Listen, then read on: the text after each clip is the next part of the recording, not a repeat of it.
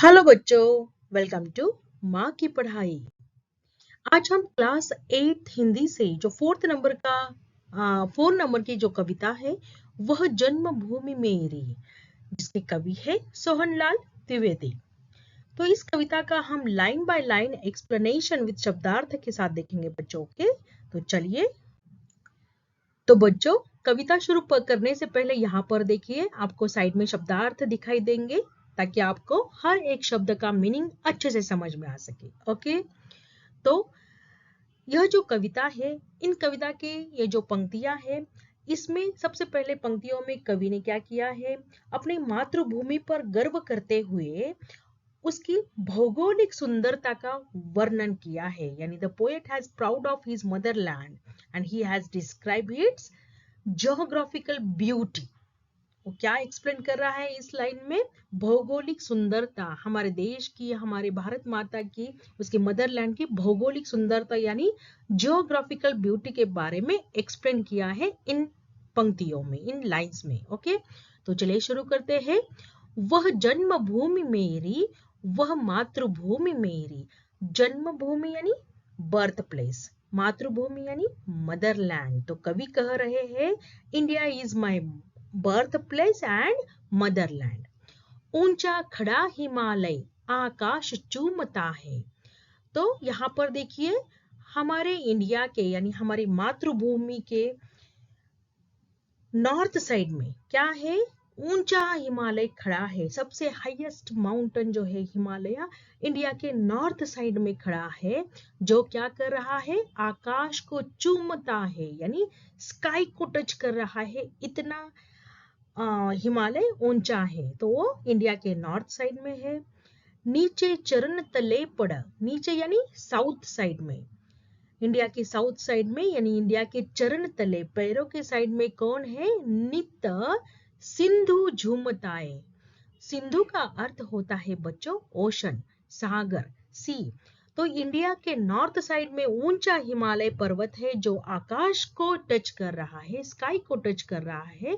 और south side में ocean है जो हमारी मदरलैंड के यानी हमारे भारत माता के फीट को स्पर्श कर रहा है।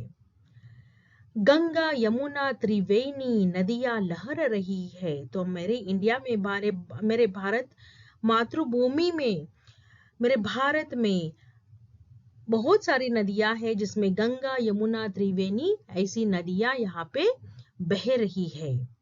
जगमग छटा निराली पग पग पर चहर रही है। चहरना यानी बिखरा हुआ, स्कैटर। तो जगह जगह पर अलग अलग तरह की ब्यूटी मेरे देश में फैली हुई है। मेरी मातृभूमि में अलग अलग तरह की ब्यूटी यहाँ पे हर जगह पर बिखरी हुई आपको दिखाई देगी। ओके, वह पुण्य भूमि मेरी, वह स्वर्ण भूमि मेरी, वह जन्म भूमि मेरी, वह मातृभूमि मेरी। तो वह पुण्य भूमि मेरी यानी वो अपने मदरलैंड पे प्राउड करते हुए वो एड्रेस कर रहा है कि it as a holy land and golden land. स्वर्ण भूमि यानी गोल्डन लैंड और पुण्य भूमि यानी होली लैंड। तो मेरी भारत माता, भारत देश जो है यह मेरे लिए क्या है? पुण्य भूमि है, यानी होली प्लेस है, होली लैंड है। एंड स्वर्ण भूमि है यानी गोल्डन लैंड है। यह वह जन्मभूमि मेरी, वह मातृभूमि मेरी। नेक्स्ट देखते हैं अभी। तो आगे के पंक्तियों में कवि ने अपनी मातृभूमि के प्राकृतिक सौंदर्य का वर्णन किया है। यानी in this lines the poet has described the natural beauty of his motherland। उसमें फर्स्ट लाइन देखिए, झरने अनेक झरते जिसकी पहाड़ियों में, झरने यानी स्ट्रीम, पहाड़ियां यानी हिल्स, माउंटेन्स। तो कवि कहते हैं कि many waterfalls flows in the hills, यानी जिसकी पहाड़ियों में अनेक झरने झरते हैं, ऐसी मेरी मातृभूमि है, ऐसी मेरी जन्मभूमि है कि जिसके पहाड़ियों में, जिसके हिल्स में क्या होता है? अनेक तरह के झरने बहते हैं। चिड़िया चहक रही है हो मस्त झाड़ियों में, चिड़िया यानी बर्ड्स, चहकना यानी आपको चहचहाना, बर्ड का चिर्प करना, तो जो बर्ड का चिर्पिंग साउंड है उसको कहते हैं चहकना। झाड़ियों में यानी झाड़िया का मीनिंग होता है बच्चों, क्या कहते हैं हम उसको, झाड़िया यानी बुशेस, यस, झाड़िया यानी बुशेस। तो मेरे मातृभूमि में जो सुंदर सुंदर बुशेस है, जो सुंदर सुंदर झाड़ियां है, उसमें से आपको क्या आवाज सुनाई देती है? चिड़ियों की सुंदर चहचहाट सुनाई देती है। यानी we can hear the chirping of colorful birds in the beautiful bushes. अमराइया घनी है। अमराइया का अर्थ होता है मैंगो गार्डन। जहाँ पे मैंगो ट्री का गार्डन होता है उसे कहते हैं अमराइया। घनी है, घनी का अर्थ होता है डेंस। जहाँ पे कोयल पुकारती है, यानी कोयल का कू कू साउंड आपको वहां पे सुनाई देता है। मैंगो गार्डन यानी मैंगो ट्री का गार्डन जहाँ पे होता है वहां आपको कुक्कू का साउंड सुनाई देता है।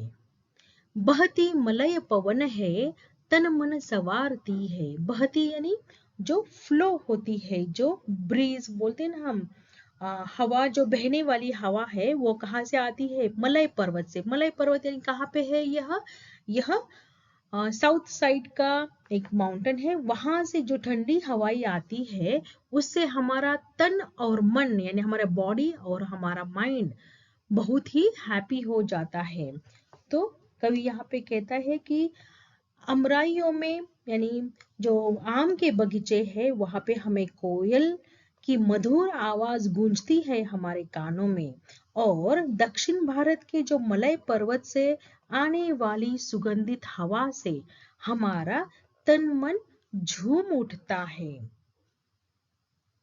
where the body and mind swell with the fragrance breeze coming from the Malay mountains of South India.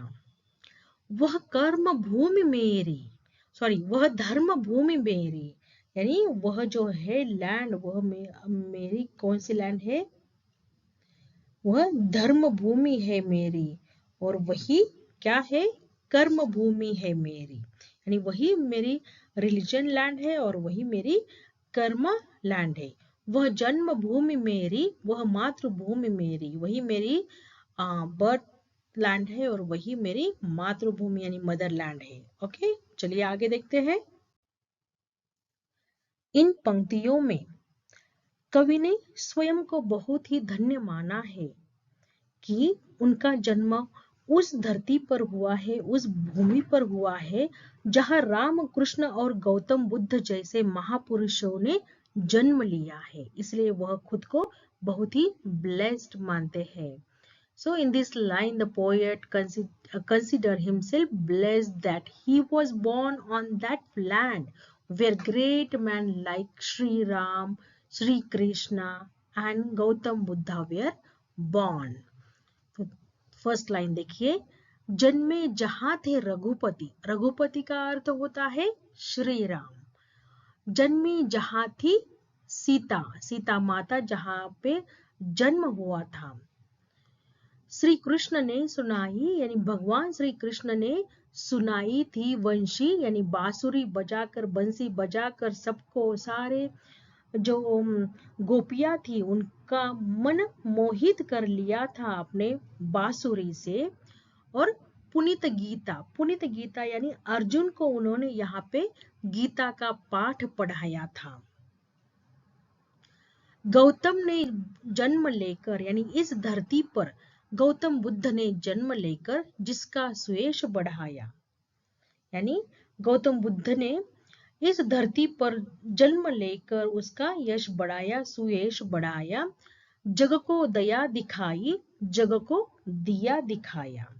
तो गौतम बुद्ध ने इस लैंड पर बॉर्न होकर उन्होंने इस पूरे वर्ल्ड को एक राइट पाथ शो किया है।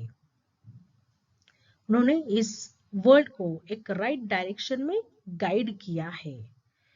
तो इसीलिए कवि अपने आप को खुशनसीब समझते हैं कि उन्होंने ऐसे पावन धरती पर जन्म लिया। तो इतनी ग्रेट मेरी मदरलैंड है, ऐसा उनका मानना है। तो वह युद्ध भूमि मेरी, यानी उन्होंने अपने मातृभूमि को, अपने मदरलैंड को क्या कह के एड्रेस किया है? एक ग्रेट बैटलफील्ड है। वह युद्ध भूमि मेरी, वह बुद्ध भूमि मेरी, यानी the poet addressed his land as the great battlefield and the land of Buddha. वह जन्मभूमि मेरी, वह मातृभूमि मेरी, वह मेरी जन्मभूमि है और मेरी मातृभूमि है, मदरलैंड है।